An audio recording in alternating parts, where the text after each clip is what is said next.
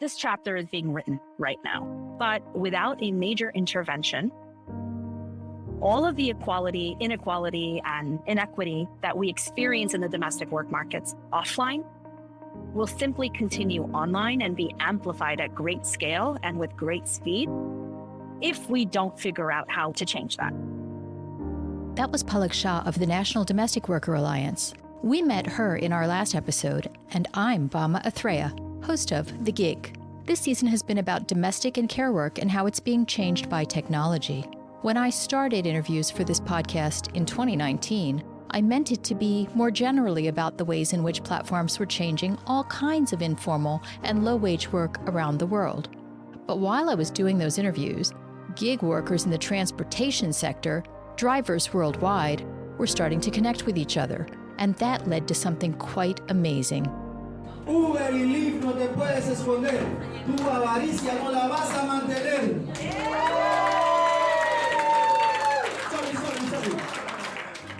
The first season of The Gig, The Ride, tracked a growing movement. Drivers organized simultaneous actions around the world. They shared legal strategies, but those coordinated actions started off with just a handful of people who felt like they weren't being respected. I expected a basic support system for drivers, somebody that I could call and discuss any maybe issues or questions or problems. I felt like, okay, I'm all by myself, and even this company who I'm out here making money for can't even help me.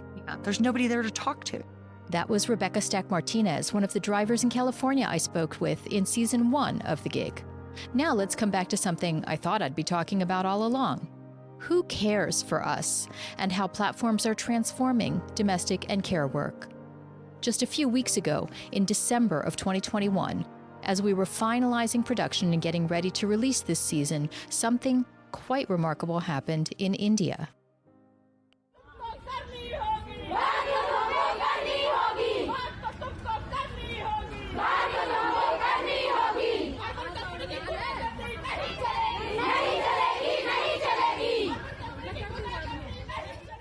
December seems to be quite a month for gig worker actions in India. The sounds and the images I was seeing last month were strangely familiar to a wave of protests that took place in December 2019, but that time it was ride-hailing drivers.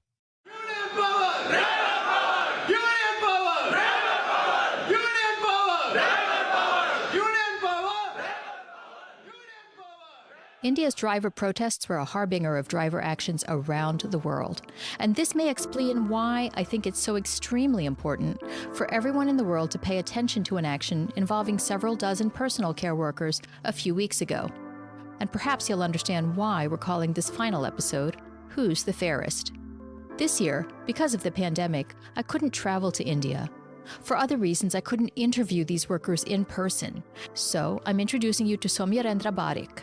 He's a journalist, and he'll tell us how he ended up reporting on a protest that no one else was paying attention to. To be very honest, it happened by chance. Actually, I was working on a separate story which was related to Ola. So I was researching on that story to get some expert comments. I was talking to a researcher at the Center for Internet and Society called Ambika Tandon, who was working on some separate research paper for which she had interviewed a few women who work at Urban Company. So we were just having a discussion about my story. She told me that, hey, by the way, they're planning like something like this. And whenever this happens, I'll let you know. Before we find out more from Soumya, I wanted to remind listeners of my discussion in episode 3 of this season with Khala Zainab. She also interviewed these workers who find jobs on a platform called Urban Company, and she explained to us exactly how its business model worked. You have to first upfront directly pay the commission to the platform, and then you go on to deliver the service. And when you are paid, you earn back the commission that you have already paid out to the platform. And often this refund of the commission is delayed. So which means that workers can go 6 months of just delivering services after services and continuing to pay commission to the platform, but they are not getting their income back because Urban Company is holding on to it. So this credit system is actually particularly insidious because even before you go and deliver the service, you've already paid the platform. Platform has had its payday, while you may have your payday 6 months later or not. And hence, I think the strikes were really the moment of contesting and asking for some basic things. In a nutshell, this billion-dollar company is raking in credit for itself through making workers leave behind part of their payment for several months. But a few dozen women decided to take on that model. Now let's hear more from Soumya. I asked how he learned about the first wave of protests, which took place in October of 2021. We'll be interspersing this interview with live audio from those protests, which Soumya has generously shared. The strikes that first broke out, at least more than 100 women, they decided that they'll get together and they'll come in front of the company's office next to the national capital.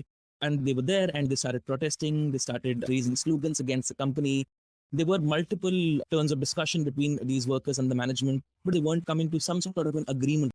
And to be very honest, had this issue not been picked up properly by the media, I don't feel that the company would have budged. I was the first reporter on the scene to cover it, and I started basically live tweeting the entire thing on a Twitter thread, and the thread became extremely viral.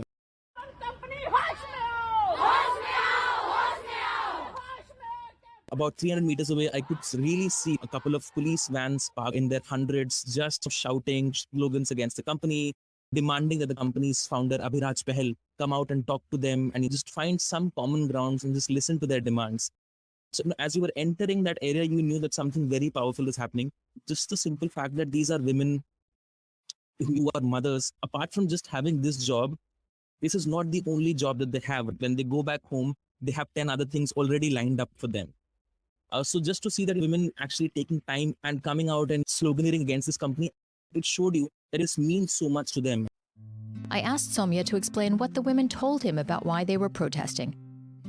I think one of the biggest reasons that they went on strike is that the company doesn't understand where they're coming from. One of the workers who was leading the strike, her name was Seema, described it to me saying that they have this parameter called a behavioral rating. So it basically means that if you've gone to a person's house and if they don't feel that your behavior with them has been all right, and that's a very intangible sort of a parameter. How do you exactly define what is good behavior?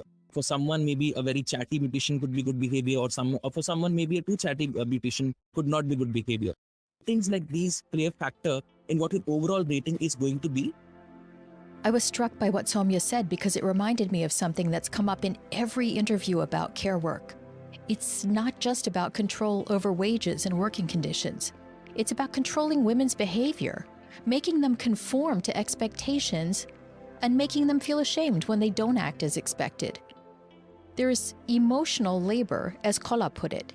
Here's what she said. Whatever work women do, and it doesn't have to be innately requiring any emotional component, but wherever women are, there is the expectation of affective labor, of some soft emotional kind of expectation is there from them. Care workers put care, emotional labor, into their work. So what they want back goes beyond wages and working hours. It has to do with something intangible that maybe can't be digitized. Something like respect and empathy. This came out in Soumya's description of how the workers he interviewed felt about their treatment by Urban Company. There was good leadership, and the people who eventually became the face of the entire protest. I spoke to the women and I did ask them about, okay, how did you, manage to come out in such huge numbers in front of the company? They were, of course, they were upset, and they had been upset with the company for the last 3-4 months before, they came out and started protesting. And there were actually multiple rounds of discussions with the company. Before that, they thought that, these discussions aren't going anywhere. Soumya described how he ended up becoming part of the women's WhatsApp groups. And as we're learning, for workers who are isolated and don't have a formal place to meet each other, digital organizing is becoming increasingly important. I went through these WhatsApp groups. I actually ended up eventually becoming a part of these WhatsApp groups just to see the kind of discussion they're having. WhatsApp was definitely where they unionized in a symbolic way. And of course, there were many women who were just expressing themselves on the group as well. It wasn't just coordination and not just planning. I mean, it was also a group where the women were speaking up and speaking out about just how aghast they feel because of some of the company's policies and how genuinely they want these things to change. We've heard throughout both seasons of The Gig lots of stories like this. Gig workers meet up and then figure out how to stay in touch using chat groups. But in India, in December, The story took a wild turn when the company decided to get in on the chat. Of course, the company was aware that these WhatsApp groups had been created and everything. They had already in their partner, quote unquote, partner apps, the other side of the app. We as consumers don't see, but the workers' side of the app. The company had sent a message that, hey, we've learned that some of you are planning to protest, and it'll be great if you don't protest and just peacefully go to work. Here's a little background for listeners. When workers in a formal workplace try to organize, sometimes they're subjected to anti-union propaganda. Posters and notices on bulletin boards, mandatory presentations.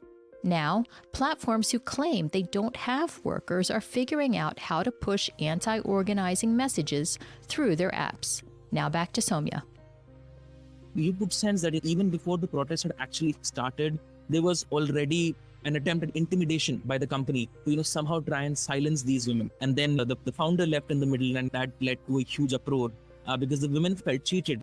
They were complaining, is this kind of dignity that should be getting or should be expecting from a company, $1 billion unicorn valuation company? There are so many disgruntled women out here, and just leaving in the middle of all of it, it was just not a generally good look for the company.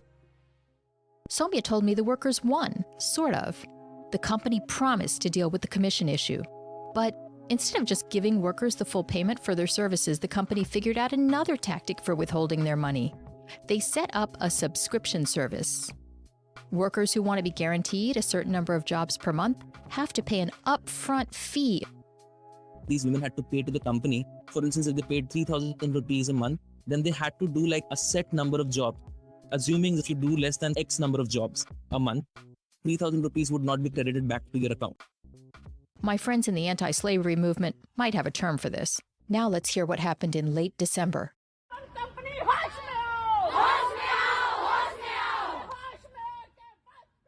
So I'd say like they were at least about, when I reached the site, there were at least about 60 or 70 women there.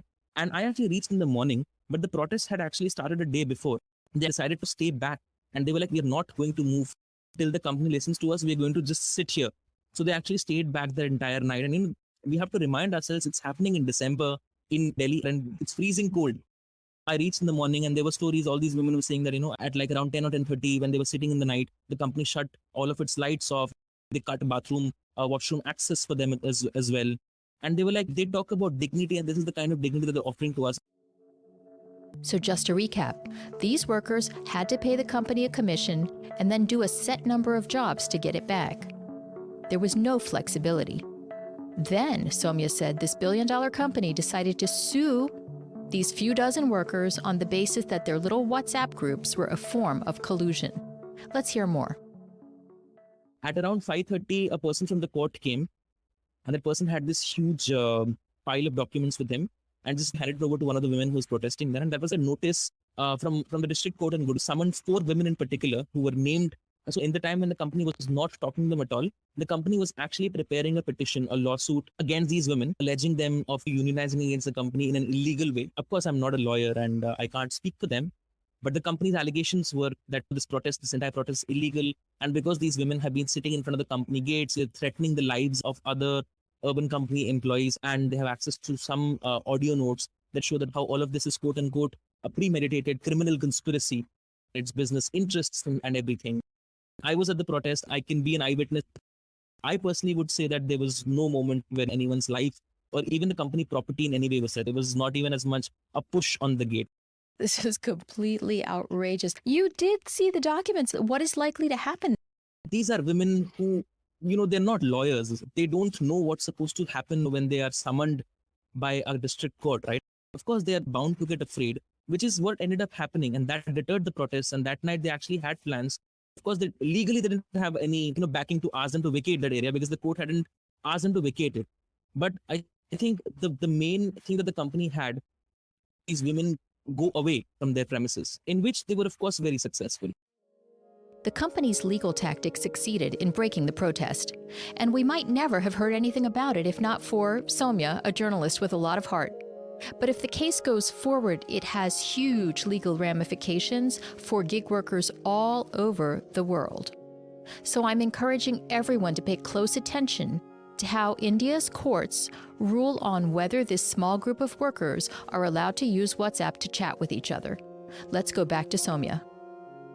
This was the first time in India, sometimes very glamorous and of course mostly disappointing internet journey over the last 10-15 years. A new age Indian tech company, which positions itself as a very progressive company, is actually going out and taking legal action, suing the very people, the groundwork for them at the end of the day. So this was very unprecedented in India. But just the very fact that, a company could go out and sue its own workers. And to add insult to injury, to sue them after claiming that they're not workers. Exactly. You don't offer them most of the social security benefits that your regular employees end up getting. You don't consider them as your employees, but you find it very easy to just go out and sue them just because they were being a bit of an inconvenience for you. And worse yet, that what you've described, suing them on the grounds that they're not allowed to communicate with each other on WhatsApp groups. Exactly.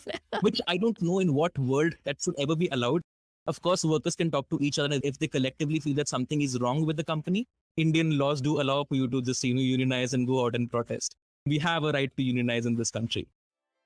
One of the best things that has happened in India recently is the rise of platform worker unions. Drivers and delivery workers are organizing. People who do online tasks are organizing. There's a new federation called the All India Gig Workers Union. And back here in the United States, groups like the National Domestic Workers Federation, Palak's organization, have some wins to share too. Here's Palak's story of how they sat down and started a new project with one of the least likely companies. About 2 years ago, I got a phone call from our friends at the National Employment Law Project. And they called me and they said, hey, we've seen a slew of bills that are popping up around the country that are called marketplace contractor bills. And I said, oh, what? I haven't heard about this at all. Tell me about them. And so they sent me over a bunch of links about bills that have been introduced. And it is horrifying. Basically, laws were introduced like overnight in 11 states that essentially said anybody who uses the internet to book a job or any kind of digital platform would preemptively and categorically be classified as an independent contractor. And this wasn't just about domestic work. It was about anybody, any kind of internet marketplace. And I was like, wow, this is really bad. So I basically got on a plane and flew down to Tennessee where one of the bills was introduced. And I just started marching myself around the state capitol, trying to find anybody who could tell me anything about this bill. And we somehow figured out how to get a meeting with the bill sponsor. And I sat down in his office and I asked him, well, whose problem are you solving with this piece of legislation, which is quite sweeping? And he pulled out a card and said, oh, here's the card for the general counsel from Handy. And that's when it got confirmed to me. That kicked off a huge fight between NDWA and the introduction of these bills. And we worked really hard that legislative cycle all around the country. And these bills were in North Carolina, in Georgia, in Tennessee, in California, in Alabama. When the dust settled, I was definitely bruised and bloody. I was flying around the country, testifying, talking to legislators about why this was horrific legislation. At the end of the day, what ended up happening was we won. We prevented the bill from passing in many states, including North Carolina and Georgia, California, where we banded together with other unions and allies. And then there were many states where we were unable to defeat the legislation. And that became the law in Florida, in Indiana, and Kentucky, and a handful of other states. We were preparing for a 20-state fight the following legislative cycle. And NDWA convened many of our friends and allies to say, hey, this is really pernicious legislation, and we're worried that we are going to be facing a 20-state fight. It took a lot of resources for us to fight them like that in 11 different places.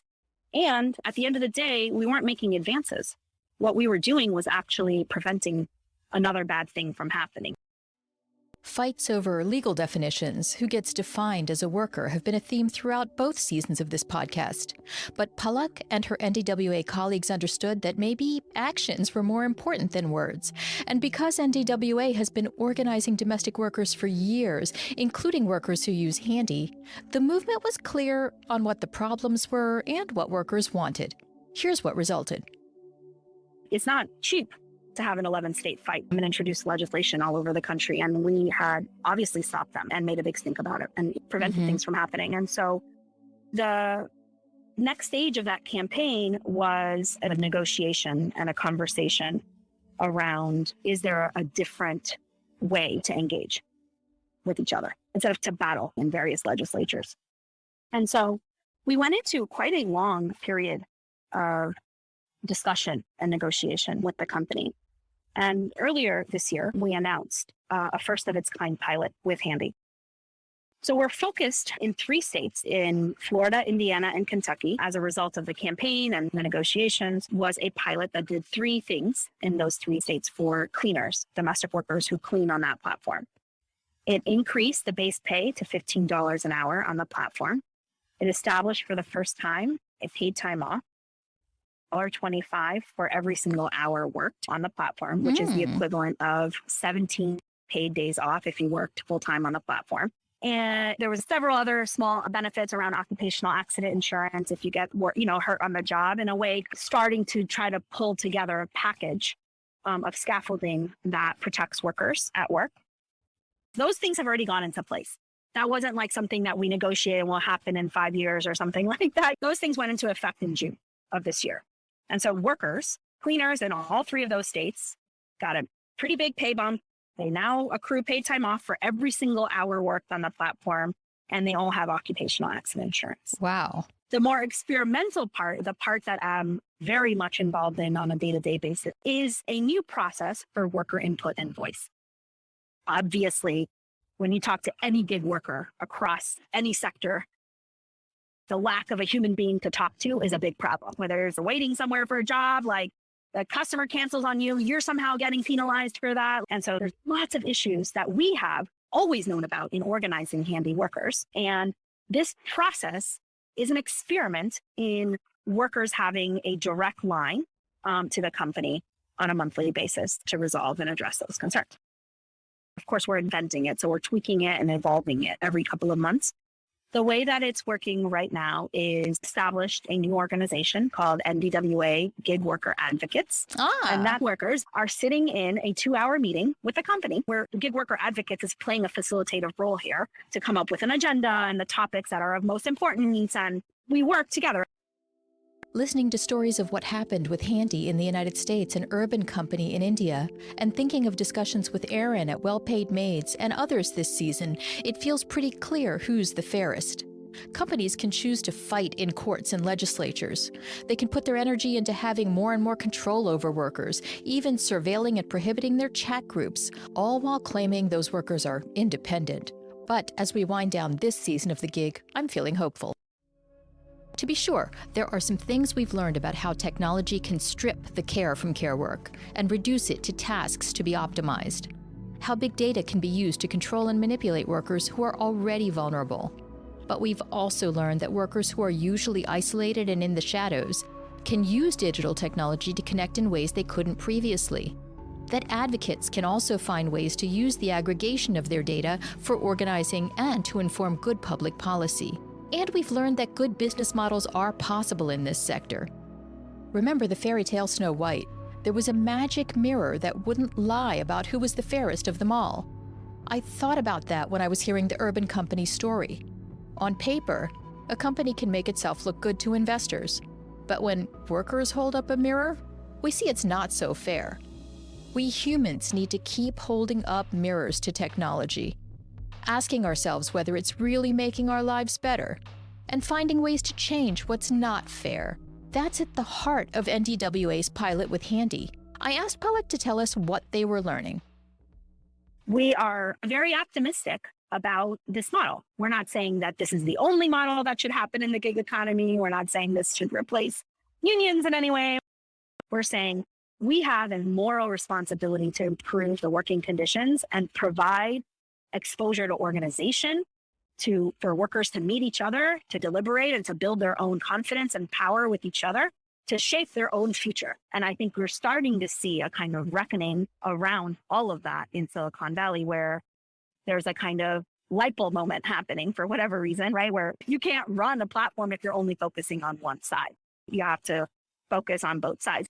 There's the business case to be made, right, for focusing on the labor side. And of course, obviously, both a moral and ethical case to be made as well. And especially in the case of domestic workers, a historical case. At a very conceptual and high level, I'd say, what's the main problem with Silicon Valley? It's been this continuous treatment of workers as inputs and not users. Now that we're at the end of this episode, it's making me think of another well-known story about Frankenstein. Technology may be a kind of Frankenstein's monster. But in that story, the monster wasn't actually the problem. It was human beings and how they treated him. So back to that mirror and our beauty care workers in India, this particular tale doesn't yet have an ending. Remember, the company is suing workers for using WhatsApp to chat with each other. It's saying that it's criminal behavior when workers figure out how to use technology to connect and organize. Indian courts are going to have to be the ones to hold up that mirror and decide whether only the rich and powerful have the right to determine how technology is used. So, we're going to have to stay tuned to Soumya's reporting because this will have implications for all of us around the world. Meanwhile, while we wait, I asked Soumya what the rest of us could do. I think if the protests showed us anything, was that companies that position themselves as being in this modern internet economy era in India, one thing which really makes them feel accountable is just the fact that they're called out on social media. These companies thrive on funding which comes from a lot of US venture fund companies, and a lot of their investors and potential investors are on social media and they're following what their portfolio companies are doing, how is their positioning in the market right now. And so I feel the October protests did genuinely show us if enough pressure is created on a company, if the company feels it's actually on the back foot, I think that usually ends up working. Now we really are at the end of season 2. We've heard that domestic workers have never had a collective voice, and the digital economy could be creating opportunities for that for the first time. But just like I found out in season 1 when I learned about ride-hailing, we can't just leave it to workers themselves. We need to all pay attention to the policy and legal fights they're facing. And for the final word, I want to go back to one of the wonderful drivers and organizers we all met in season 1, Tess Munchik, from Johannesburg. After the events we discussed, she left South Africa and moved to the United States, and she's now a care worker. And she keeps organizing too, as do all the drivers I met in season 1. Here's what she said when I spoke with her a few months ago. I'm very happy that we did it. I think that it's very lonely for drivers to face these issues on their own. Very often they don't know whether it's just them that's going through things. We've been able to be a huge support to a lot of drivers. I think it is a very long, hard battle. One of the organizers in France, he said, never give up. So I think that if I have to say anything, I think that's a word to all the organizers all over the world. Never give up, and you are not alone. I'm Bama Athreya, and you've been listening to The Gig, Season 2, Who Cares?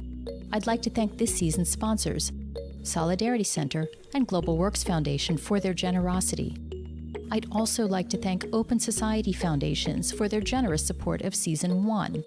And I'd like to thank all those who supported this production, and especially all those who gave their time for the interviews. Trey Hester and Will Coley held my hand while I took my first steps into the podcasting world. John Ross was my wonderful producer and composer for Season 1. Evan Papp at Empathy Media Lab has been a fantastic producer for Season 2. And I'm grateful to the brothers and sisters in the Labor Radio Podcast Network who have been an amazing community online and offline. Do go to their website, laborradionetwork.org, to find great shows bringing you real stories of working people around the world.